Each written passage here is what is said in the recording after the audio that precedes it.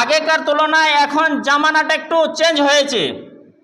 আগে মানে সাহাবীদের যুগে আরো আগে আমাদের হয়তো দাদরদের জামানাতেই ছিল যে একটা পুরুষ মানুষ গোটা ঘরটাকে কন্ট্রোল করত। একটা পুরুষ মানুষ নিজের স্ত্রী, নিজের বোন, নিজের মা, নিজের বিটি, নিজের নাতনি পত্নীকে সবাইকে কন্ট্রোল করতে একটা পুরুষ মানুষ। কিন্তু এখন জিনিসটা উল্টো হয়ে গেছে। এখন একটা মহিলা নিজের পরিবারটাকে কন্ট্রোল করে। একটা মহিলা তার স্বামী, তার ছেলে, তার বৌমা বা তার আরো পরিবারের সদস্যদের কন্ট্রোল করে। তো আগেকার পুরুষ মানুষরা নামাজ পড়লে মহিলাদের জোর করে নামাজটা পড়তে হতো, কিন্তু এখন আর পারা যাবে না। কিন্তু একটা মহিলা যদি এখন মনে করে, কোনো মা বোন যদি মনে করে গোটা ঘরটাকে নামাজি বানাবো, পারবে। সে বলবে তার স্বামীকে, ওঠো, আমি নামাজ পড়ে নিয়েছি, ফজরের নামাজ আমার হয়ে গেছে, যাও মসজিদে যাও। মসজিদে যদি না যাবে বাড়িতেই পড়ো, ফজরের নামাজটা তোমাকে পড়তে হবে। পারবে।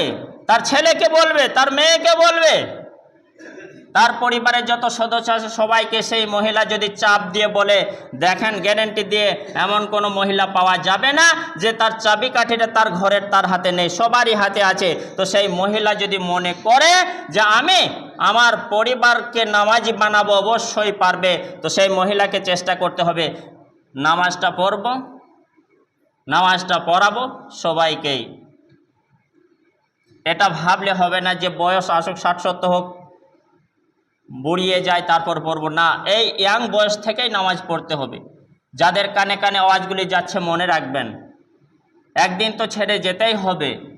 আপনি যে কাজ করছেন সে কাজটা নেকির কাজ না গুনার কাজ, একটু ভাবনা চিন্তা করে তারপরে আমার পরিবারের সদস্যদের ভালো কাজের হুকুম দিয়ে আমাকে বিদায় নিতে হবে, দনজর খাটে চাপতে হবে। এটা মাথায় যেন সবাই রাখি। তো যাই হোক, কোরআন তেলাওয়াতের ফজিলত আর অনেক আছে। কে কে সূরা পড়বেন অনেকে জিজ্ঞাসা করে, হয়তো খুতবায় শুনলেন, 2-4 জনের মন আগ্রহ হবে।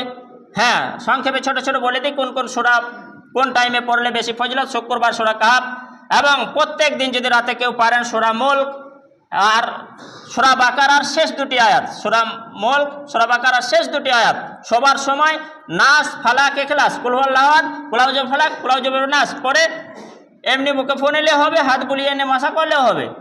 বাচ্চায় বাড়ির ছোট ছোট বাচ্চা ছেলে থাকে, নাস, ফালাক, ইখলাস, আয়াতুল কুরসি পড়ে ফু দেবেন।